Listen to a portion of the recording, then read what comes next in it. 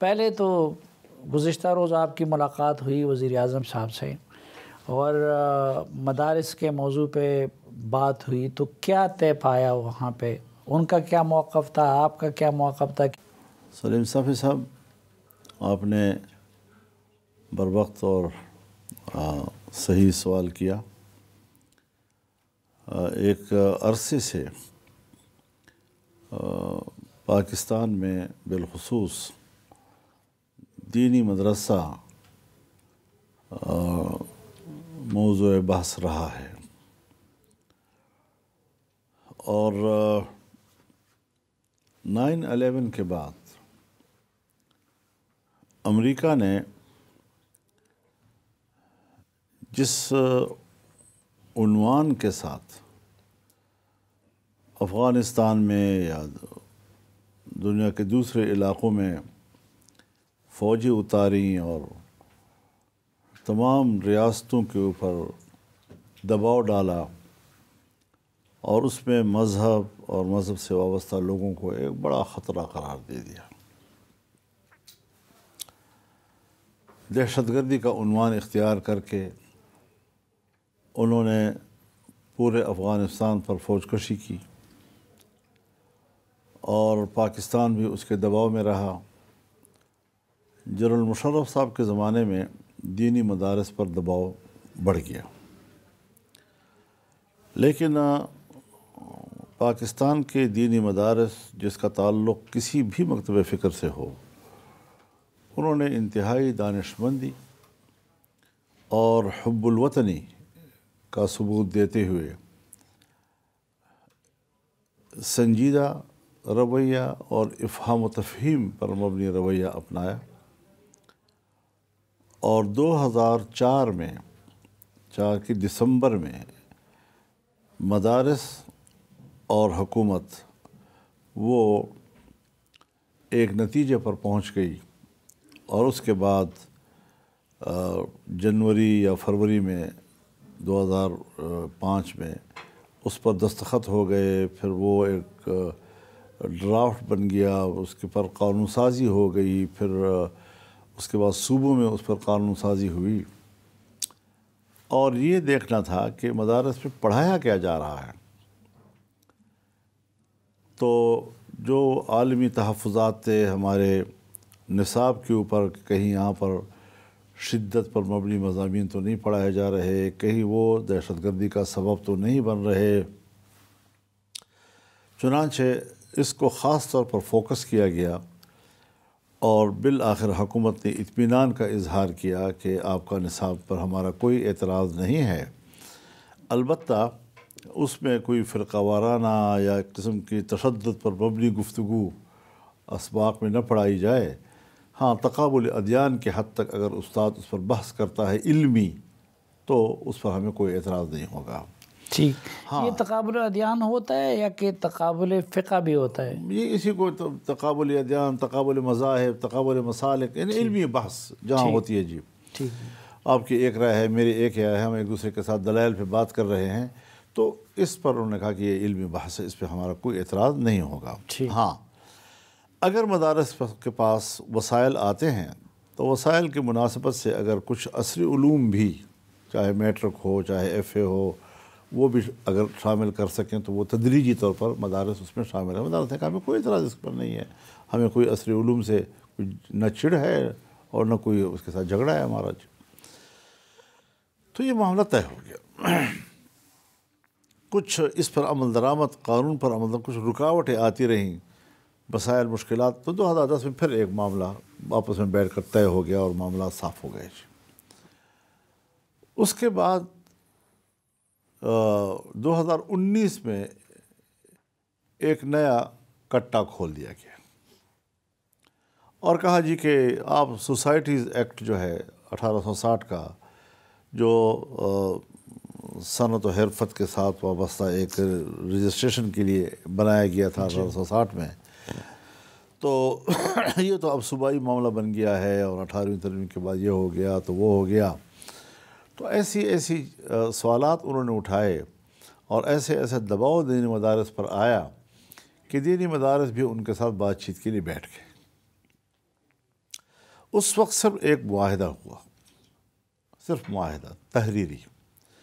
اس معاہدے کی 3 بنیادیں تھیں۔ نمبر 1 کہ دینی مدارس کی جن کی رجسٹریشن ہو چکی ہے وہ برقرار رکھی جائے گی، اگر کسی کی نہیں ہوئی تو ان کی رجسٹریشن کے لیے حکومت تعاون کرے گی۔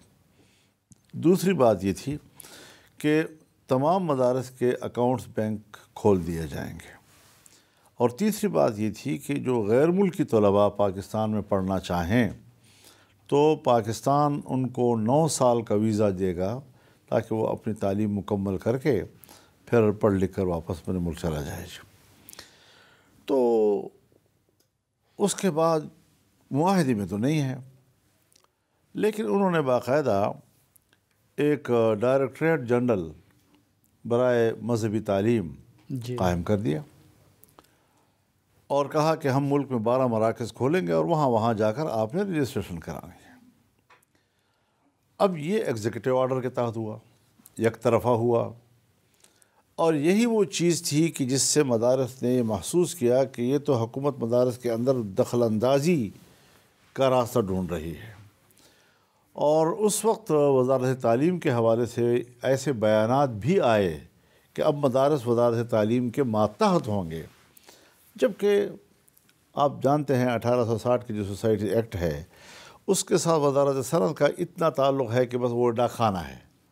اور اس میں رجسٹر ہو گیا اور ختم ہو گئی بات، کوئی مداخلت نہیں، کوئی سروکار نہیں۔ اور جس شعبے سے متعلق ہو، چاہے تعلیم سے، چاہے صحت سے، چاہے زراعت سے، چاہے کسی بھی کوئی NGO ہو، کوئی کارخانہ ہو، کوئی فیکٹری ہو، وہیں پہ رجسٹر ہوتے رہیں گے، اور اس کی لسٹ بنتی ہے کہ پاکستان میں اتنی ادارے جو ہے رجسٹر ہے اس کے تحت جی مداخلت کوئی نہیں ہے۔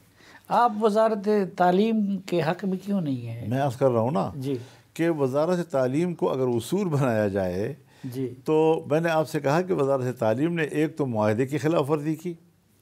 کہ نہ تو کوئی انہوں نے ہمارے تنظیمات مدارس دینیہ کے کسی ایک مدرسے کی رجسٹریشن بحال کی، نہ کوئی نئی رجسٹریشن کی، نہ کوئی بینک اکاؤنٹ کھولا، نہ کسی ایک طالب علم کو ویزا دیا۔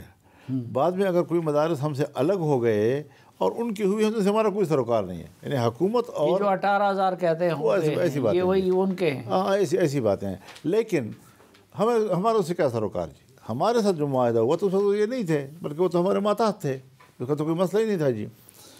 تو یہ ساری چیزیں جب گڑبڑ کی انہوں نے تو پھر ہم نے ان سے کہا جی کہ بھائی اب چھوڑو ان چیزوں کو، آپ نہیں چلا سکے اس نظام کو، اور پھر ہمارا اعتماد ختم ہو گیا آپ کے ساتھ۔ ساری چیزیں اعتماد کے ساتھ چلتی ہیں، تم نے اپنے ایک قول کی خلاف ورزی کی، اس کا پاس نہیں رکھا۔ تو آپ جانتے ہیں کہ جس وقت یہ 2023 میں یا 2022 میں PDM کی حکومت بنی، شہباز شریف صاحب پرائم منسٹر بنے، اور اس میں پیپل پارٹی بھی شامل تھی، ANP بھی شامل تھی، MQM بھی شامل تھی، باپ پارٹی بھی شامل تھی، یہ سب لوگ اس میں شامل تھے۔ اور وہاں ہم نے دوبارہ یہ مسئلہ اٹھایا کہ بھائی اس کو آخر کسی کنارے لگاؤ اور اس پر قانون سازی کرو اور حتمی کرو مسئلے کو جی۔ تو ری اوپن بھی گورنمنٹ نے کیا تھا، وہ جو 2004 یا 5 کا معاہدہ ہے جی، اور پھر وہ ان سے پورا بھی نہیں ہو سکا، تو ہم نے کہا جی اس کو ایک کنارے لگاؤ۔ چنانچہ ڈرافٹ تیار ہوا، حکومت نے تیار کیا، ہم نے اس سے اتفاق کیا، تمام مدارس نے، تنظیمات نے اس سے اتفاق کیا، اور اس اتفاق رائے کے بعد وہ جب پارلیمنٹ میں آیا تو قومی اسمبلی میں اس کی پہلی خواندگی ہوئی اور دوسری خواندگی میں کسی نے روک دیا ان کو، اور وہ نہیں پاس ہو سکا، اور ہم نے انکار کر دیا کہ اس شکل میں ہمیں قبول نہیں ہے پھر جی، کیونکہ ڈرافٹ میں ایک طرفہ تبدیلی جو ہے اس کا کیا معنی ہے جی۔ پھر یہ چیز معطل رہی یہاں کہ ابھی یہ جو گزشتہ مہینے میں 26ویں ترمیم کا سوال سامنے لایا گیا، تو 26ویں ترمیم کے دوران ہم نے یہ بات حکومت کو یاد دلائی کہ بھئی وہ ایک معصوم قسم کا ایک ڈرافٹ قانون سازی کے انتظار میں ہے، اگر وہ بھی شامل کر لیا جائے۔ ٹھیک، ہم سے تو اس حد تک وعدہ کیا گیا کہ پہلے اس کو کریں گے، پھر 26ویں ترمیم کو پاس کریں گے جی۔ تاکہ پیپلز پارٹی کی طرف سے تھے یا نون لیگ کی؟ کیا کہ پہلے اس کو پاس کریں گے پھر؟ مطلب یہ ہے کہ یہ ایک باہمی اتفاق ہے، کوئی اس میں کوئی ایسی بات بھی نہیں تھی جی، خوش اسلوبی کے ساتھ۔ اب اس حوالے سے 20 اکتوبر کو 12 بجے سے پہلے سینٹ نے پاس کیا، اور رات کے 12 بجے کے بعد جب تاریخ بدل گئی اور 21 اکتوبر ہو گئی تو صبح نماز تک قومی اسمبلی نے پاس کر دیا، اور قومی اسمبلی نے اس مدارس کے بل کو بھی پاس کیا، یہاں تک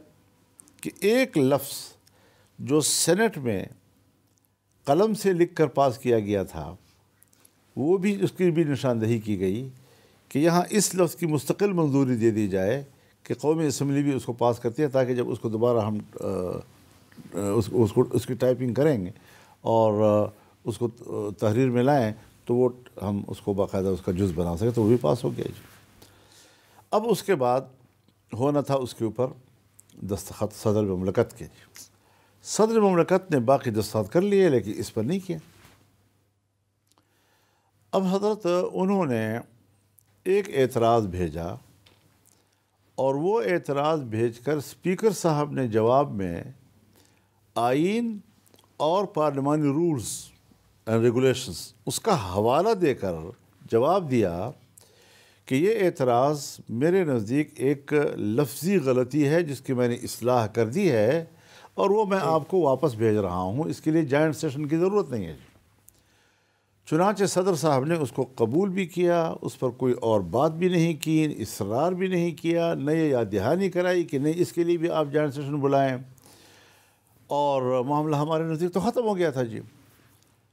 اس کے بعد دیکھتے دیکھتے 8 اعتراضات پر مشتمل نیا ورقہ انہوں نے بھیج دیا 13 نومبر کو۔ اب اگر تو ایسا ہے کہ کوئی کہے کہ جو پہلا اعتراض بھیجا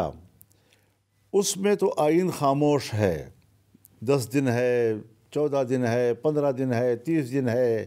لیکن عارف علوی صاحب کے مثال موجود ہے کہ انہوں نے جب 10 دن تک دستخط نہیں کیے تو یہاں حکومت نے ان کا نوٹیفیکیشن جاری کر دیا تھا، تو ایک مثال اور نظیر تو خود قائم کی حکومت نے اس کی جی۔ اب اس کے بعد جو دوسرا آیا ہے، ہمارا موقف یہ ہے کہ دوسرا اعتراض کرنے کا صدر کوئی اختیاری نہیں ہے،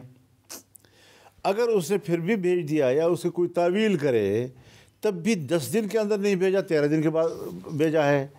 لہٰذا کسی قیمت پر وہ دوبارہ اس کے لیے جوائنٹ سیشن بلانے کا جواز نہیں ہے، سوائے ایک بات کے کہ آپ اس کو ایکٹ تسلیم کریں اور اس کا گزٹ نوٹیفیکیشن کریں۔